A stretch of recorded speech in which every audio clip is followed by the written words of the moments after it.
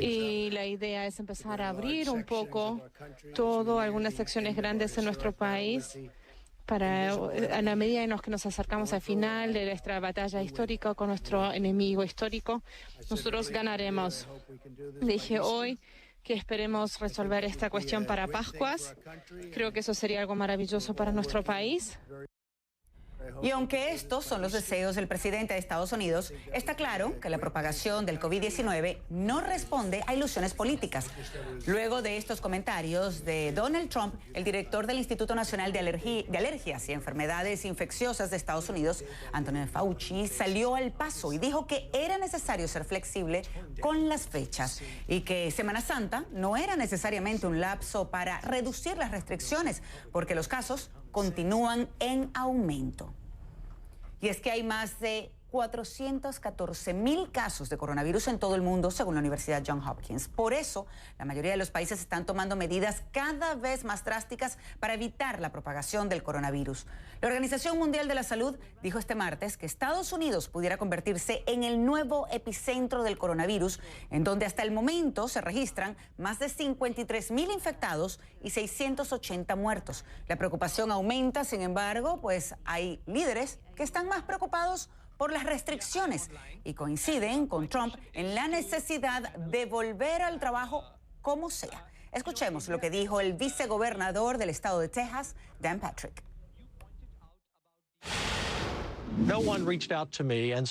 Nadie vino a decirme que como un adulto mayor estaría dispuesto a tomar el riesgo de sobrevivir y a cambio mantener el país como el que todos los estadounidenses aman por sus hijos y sus nietos.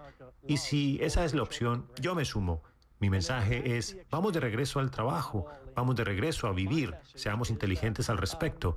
Y los que son mayores de 70 años, nos cuidaremos, pero no sacrifiquemos el país. Increíble. Por su parte, el gobernador de Nueva York, Andrew Cuomo, confirmó un aumento dramático en la tasa de infección en el estado. Ya son más de 25,000 contagiados, 210 muertos y 756 personas en cuidados intensivos. Cuomo aseguró que actualmente el estado tiene una capacidad aproximada de 53,000 camas de hospital, pero las nuevas proyecciones sugieren que Nueva York ahora necesitará cerca de 140,000. Y a causa de esta pandemia, posponen los Juegos Olímpicos de Tokio 2020. La decisión se anunció luego de una conversación del primer ministro de Japón, Shinzo Abe, con el presidente del Comité Olímpico Internacional, Thomas Bach. Como dato interesante, en la historia solo se habían pospuesto las Olimpiadas 2 veces, por la Primera y la Segunda Guerra Mundial, y ahora por el coronavirus. Los Juegos Olímpicos de Tokio se espera se celebren en el verano del hemisferio norte de 2021. Las autoridades japonesas y el Comité Olímpico Internacional habían estado resistiendo hasta ahora los llamados crecientes de autoridades y atletas para suspender los Juegos. Y también en México ha habido resistencia a adoptar medidas de emergencia. Hoy, el subsecretario de Salud, Hugo López-Gatell, anunció que el país está ante la fase 2 de propagación del virus. El funcionario agregó que espera que en los próximos 30 a 40 días se tomen medidas para tener menor transmisión del virus. En México hay 367 casos confirmados y por su parte el presidente Andrés Manuel López Obrador dijo que va a firmar un decreto para que se le otorgue un permiso a los adultos mayores para que se les permita estar en sus casas con un salario y con las prestaciones. El mandatario dijo que son ellos a los que más hay que cuidar durante este brote de COVID-19. Y el 8 de abril es la fecha programada para que Wuhan levante el bloqueo total. La ciudad china, que ha sido identificada como la cuna del COVID-19, tiene más de 2 meses confinada para evitar la propagación del virus. A partir de este miércoles, en varias ciudades de la provincia de Hubei, se permitirán los viajes para quienes tengan un código QR verde en sus teléfonos, indicativo de que están en buen estado de salud. Luego, esta flexibilización será ampliada a otras ciudades, incluyendo Wuhan. Y para esta edición especial me acompañan el doctor Elmer Huerta, experto en salud pública y colaborador de CNN, quien está desde Washington, y también la doctora Zaret, psicóloga y colaboradora también de CNN. Nos acompaña desde nuestros estudios en Miami. Muy buenas noches a ambos. Gracias por estar con nosotros. Y doctora, si me permite, vamos a comenzar hoy con el doctor Huerta, porque nuestros televidentes tienen muchas preguntas sobre los síntomas del coronavirus. Así que, doctor, ¿cuáles son los síntomas más comunes? Hola Mariale, buenas noches, muy buenas noches a todos. Los síntomas más comunes del coronavirus hay que dividirlos en grupos. ¿Por qué? Porque lo que hemos aprendido hasta ahora, Mariale, es que de 80 a 85% de las personas que se enferman con este coronavirus o no tienen síntomas, por lo tanto no hay nada que describir, o tienen síntomas muy leves. Por ejemplo, una tos un poco fastidiosa por 2 o 3 días, quizás un poco de congestión nasal y punto, no hay más. 80 a 85%. Ya cuando entran en el 10 o 15% de personas con mayores síntomas, allí destaca la fiebre. Y es una fiebre alta en 39, 39 y medio grados en grados centígrados, que es alrededor de 103, 103.5 en grados Fahrenheit, y tienen dolor de garganta y una tos muy, muy seca, muy fastidiosa, que por momentos les quita el aire. Eso es para el grupo de 10 a 15%. Y hemos dicho, Marialel, varias veces, que hay un 5% de personas que son personas con condiciones preexistentes o personas de cualquier edad, trasplantadas, que tienen una disminución en su inmunidad y que se van a complicar. Y fíjate qué curioso, los clínicos le llaman el golpe de la segunda semana. ¿En qué consiste? En que la primera semana tienen los síntomas que te he dicho, dolor de cabeza, dolor de garganta, la tos, la fiebre alta, se sienten muy débiles, y cuando ya parece que están mejorando al comienzo de la segunda semana, de un momento a otro tienen una pérdida de aire muy intensa, falta de aire, y eso los lleva al hospital, y esos son los que van a necesitar unidad de cuidados intensivos y un ventilador. Sí, estos respiradores de los cuales se ha hablado mucho, especialmente en Estados Unidos, ante la falta precisamente de ellos. En este caso, el gobernador de Nueva York, Andrew Cuomo, que ha hecho un llamado, y también el de California, por cierto, con respecto a estos respiradores. Doctor, vamos a seguir conversando con usted porque tengo entendido también, y acláreme eso antes de ir con la doctora Saret, que entre los síntomas ahora también inclusive está la pérdida de olfato y del gusto. Exactamente. En aquellos pacientes, ya sea del primer grupo, del que casi no tiene síntomas o tiene síntomas muy leves, y del segundo grupo, más o menos el 30 al 50% en algunas series, sabes que no huelen, dejan de oler. Ayer conversé con un paciente, por ejemplo, en Miami, que me contaba que su amigo íntimo es cocinero, y esta semana, la semana que estuvo enfermo, le cocinó unos deliciosos tallarines y le dijo, huele, que esta pasta es deliciosa. Él olió y dijo, qué raro, que no puedo oler nada, y me dice, le tuve que decir a mi amigo que olía maravilloso para que no se ofenda. Pero ese es un síntoma importante y que quisiéramos que la gente lo sepa. Una pérdida del olfato súbita podría ser uno de los síntomas del coronavirus.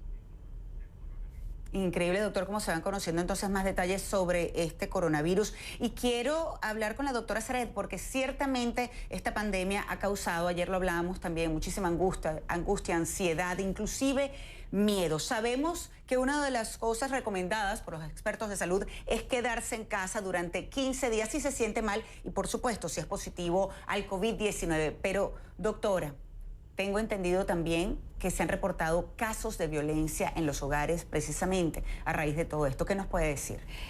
Mira, Marial, efectivamente, estamos hablando, te voy a poner una circunstancia que todos los estamos viviendo. Millones de niños que no están yendo al colegio, millones de personas que se están quedando sin trabajo, están en un pequeño departamento, digamos, y entonces el estrés de la familia aumenta, los conflictos interpersonales aumentan, y si estamos hablando de familias de alto riesgo, por ejemplo, que son un matrimonio joven, por ejemplo, que tienen un niño con problemas, con necesidades especiales. O sea, eso ya es un hervidero que trae consigo acciones muy preocupantes. Lo que dice la UNICEF es que han aumentado los casos de niños de abuso infantil.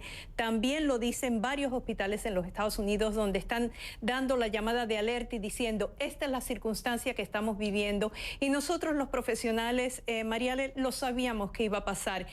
Los niños, el respiro en muchos casos era ir al colegio, era jugar con sus amiguitos. Ahora nada de eso tienen estos niños. Tampoco no existe en muchos casos la vigilancia, porque los empleados de la mayoría de las organizaciones gubernamentales están en sus casas también. Así que es un problema complicado y muy, muy triste. Para darte una idea, anualmente, son 6 millones de niños que sufren o que han llamado para reportar algún tipo de abuso. Increíble. Así que ahí tienes una idea de la repercusión, de lo importante que es esta noticia, de la atención que tenemos que prestar a todas estas familias.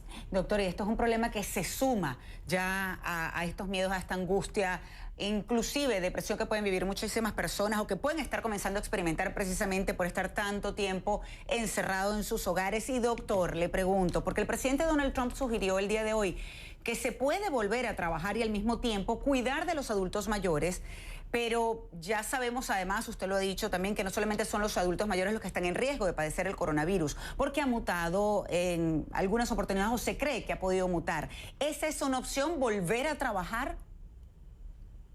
Absolutamente no. Y yo creo que nuestros televidentes que miran los programas de CNN en español, los programas políticos que hacemos aquí con Juan Carlos López, etcétera, ya saben cómo hablan los políticos, Mariale. Al político hay que escucharlo con un granito de sal, como se dice, hay que tratando de interpretar las palabras.